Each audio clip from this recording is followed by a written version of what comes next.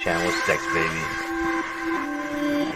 We haven't probably seen a good flick like this since, what'd you say, Zero Casino, maybe? Yeah, Goodfellas. Goodfellas? Doing good. We're on set here filming, bringing you live from the Park Motel, rundown seedy section of Florida City. When I was doing promotional work for Street Smart all along up to that point, I've done other press and other podcasts. They kept on saying, we're going to talk about his role in The Irishman and then Street Smart. His role in The Irishman. I want to say, what role? I would walk around a corner and everybody would stuff dollar bills in my pocket. By the time I got home, I had $6-7 in my pocket. It was like big time then. I was a little kid, Italian mother, Italian father. Nobody spoke English in the family. A lot of fights because they used to make fun of me because I didn't speak English. Yeah. And just grew up tough Bronx boy. The first time I remember actually meeting him was, I guess, 1969, 1970. My father was in with Papa Doc Duvalier, and he was running boats. They called them junkets with gamblers to Haiti.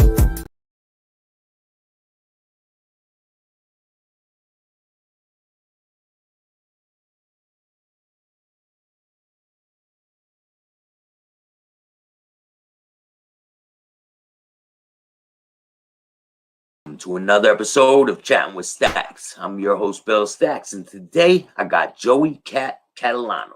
What's up, man? Hey, what's up, Bill? How you doing? How are you? All right. So you grew up in Newark, New Jersey. What was it like growing up in Newark? Growing up in Newark, let me tell you something. I wouldn't trade my childhood with anybody's. It was great. It was great. That old neighborhood, the old. I still see my friends from kindergarten. That's how close we are, But growing up down there was great. It was so much fun. Like playground. Old school neighborhood vibes. Yeah. Was it like a lot of mob guys around your area when you grew up? There was mob on every corner. And let me tell you something, it was great. They protected everybody. Everybody knew each other. I was like the little kid from the Bronx Tale. Yeah. I would walk around a corner and everybody would stuff dollar bills in my pocket. And by the time I got home, I had $6-7 in my pocket. It was like big time then. I was a little kid, Yeah, and they're asking you where you got all this money from and stuff. Yeah. My grandfather and my uncles were fruit and vegetable peddlers. So, they had the vegetable truck going around. Everybody knew my grandfather. Everybody came for the basil and the fruit and the vets. It was great. It was great growing up. When you're a kid and you can't wait to get home to see your family, like after school, that's great. Yeah, like me, I wanted to be out running. I wanted to be out running. I didn't want to sit at home. Yeah. I didn't like the whole family vibe. It wasn't like that for my upbringing. Yeah, that's why I'm saying I had a great upbringing in my family and friends. It was just everybody was family. People across the street, I called them uncle and aunt. It was just great. Yeah, it was a dominantly Italian neighborhood you grew up in, right? Yeah, mostly, when I was a kid, yeah. Yeah, now, things are a lot of good Portuguese people came. It started to mix, and then by the time I graduated from high school, then all different variations of cultures came in. So now, what were your plans when you graduated high school? What were your plans? Well, I was going to go to college, and I had an opportunity to go to Atlantic City. So my mother said to me, "You either go to college or you can go to Atlantic City." So that's what I did. I went to Atlantic City, and I went to dealing school. I learned how to deal blackjack. I learned how to deal craps. So I made that my career for a while, off and on, back in the 80s, early 80s. And I had a good time in Atlantic City. It was great. Yeah, it was a lot of things. It's a lot of action always going on there, right? Yeah. Being involved, we worked in a casino. So it was like, oh my God, I'm 18 years old and I'm in a casino, dealing craps, all these big shots, and it was crazy. Did a lot of the Philly people used to come in there and yep, South Philly. Yep, I got to be friends with a lot of guys from South Philly, and of course they were connected to guys from my area, So it was like, oh my God, you know this guy, you know that guy, he's your uncle. Oh my God, you know, all that stuff. Yeah. Yeah. It's pretty crazy. Yeah. To be around all that. Yeah, I can mention a lot of names, but I won't go there. Yeah, I don't want No. it's all good. Yeah, I can imagine who the people are. I know a lot of the names. Yeah. So do you have any stories from when you were dealing the blackjack and all that? Maybe someone won a lot of money, or a few stories. Let's see. I'll give you one that sticks in my head. There was a man named Leonard Toes. He was the owner of the Philadelphia Eagles, and he went bad gambling. And I used to deal to him blackjack in the high limit pit, and he used to play every spot, 7,000 a spot, and they had the table roped off, and they took him for everything he had, and he tried to sue the casinos, because they were whining and dining him, drinking, because they were getting him drunk. He didn't win. He didn't win the lawsuit. That's what they do to people, right? They wine them, dine them. They try to get them to spend more money. Yeah, that's what was going on. And, he lost everything. He lost the Philadelphia Eagles. But that's the way it was. When you get involved in heavy gambling. And then my highlight of my life was when Dean Martin and Frank Sinatra, they roped off a game for them, and they were playing at the table right behind me. So I couldn't wait to get off my game to watch them, to look at them, Yes. So I turned around, and it was a big commotion because they wanted to hold their cards in their hand. You can't touch the cards in Atlantic City, but they wanted to hold them. So the Casino Control Commission came over, and they were kibitzing, drinking. They let them. They letting them hold those cards. Yeah, it was unbelievable. Wow. Yeah, it was unbelievable. That's pretty crazy. It was another crazy night for me. Now, because you were working there, would they let you gamble? No, back in the day, you couldn't play. Now, so if you worked there, you were off limits. Rules, you couldn't play back in the day when you were working. That was part of. They didn't want people to lose their money that were, earning a living. Yeah. So or try to get some inside information. Well, yeah, that's true. But years later, they changed it to because I guess they needed the money. The casinos weren't doing as well as they were back in the 80s. Yeah. So you couldn't gamble in your own place though. You had to go to another casino. Yeah. So now you could gamble as your a worker. What about cheating? Have you ever seen people get caught cheating? Yeah. And they just throw them out of there, or is it like casino? Well, when they get caught, sure, they throw them out, sure, and then they ban them from the place. Can't get back in. They put their pictures on the walls and the eye in the sky. Now they got all this modern technology that forget it. They could see a fly on the floor, with the cameras. Yeah. So it's a lot of I remember a long time ago. I mean, and they were talking about keeping all the mobsters away from the casinos. Well, they didn't want their hands in Atlantic City. Oh, that's where, that's the South Philly, the crew. So I'll just say that South Philly crew. You couldn't stop them.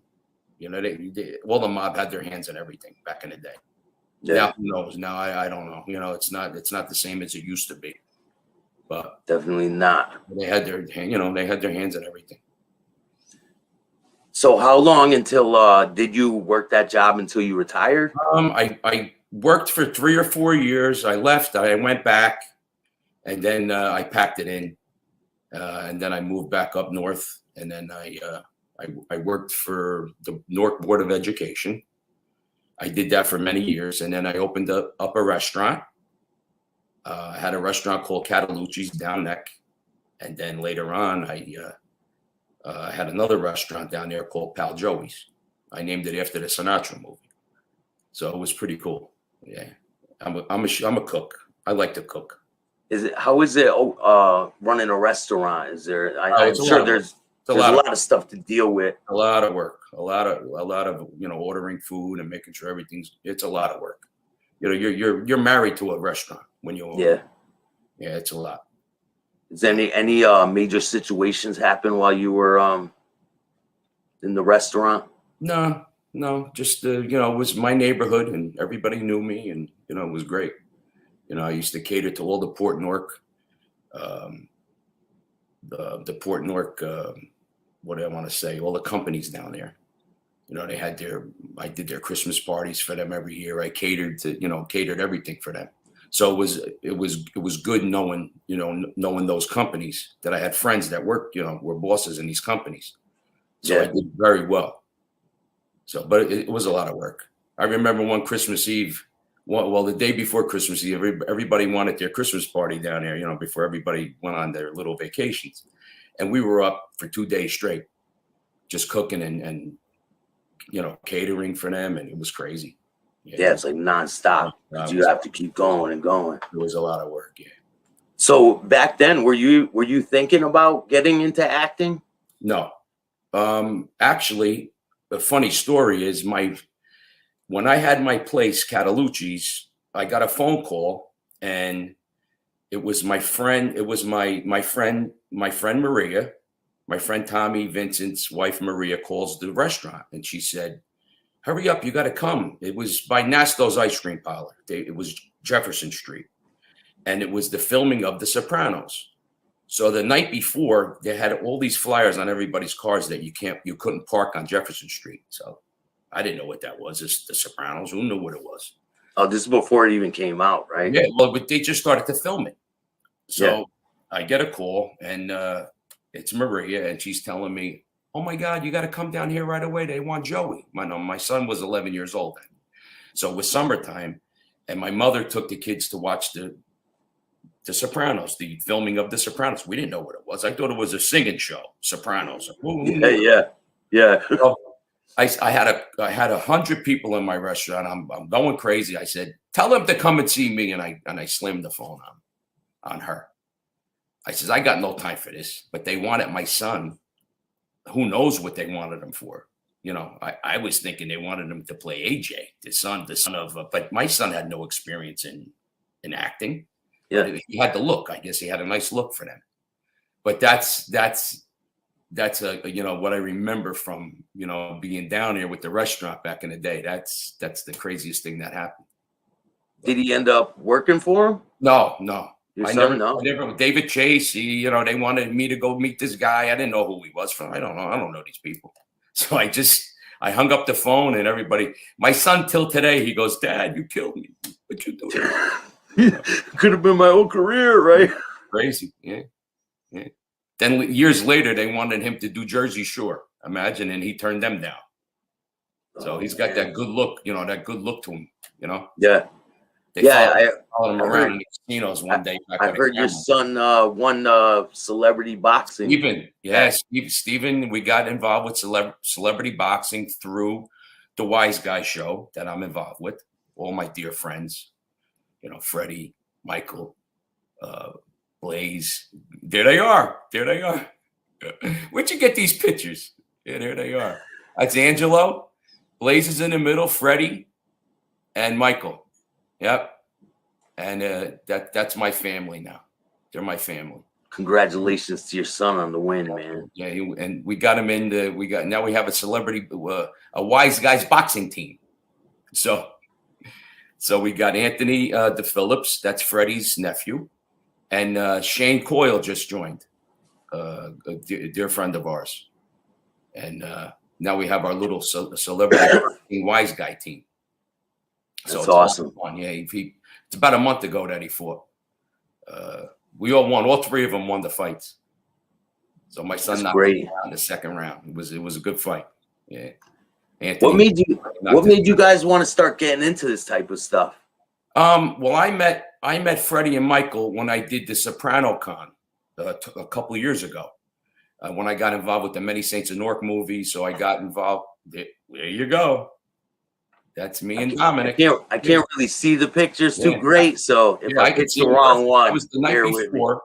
That was the VIP party at the racetrack.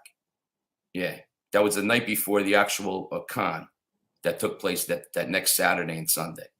And I met so many great people. There you go.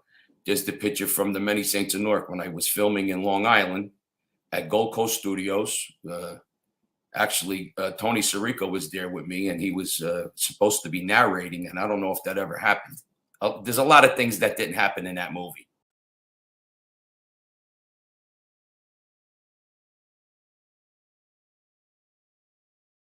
What's good, everybody? It's Bill Staxx. I'm going to be back on later. I want to give a shout out to JoeyCat Catalano. I want to give a shout out to Ciro DiPaggio for the success of Mob King. It's out now. I believe he had a release party yesterday in Hollywood, Florida. Shout out to him and shout out to his whole team. Everybody that's doing their thing, man. And remember, don't be a bitch. See you guys later.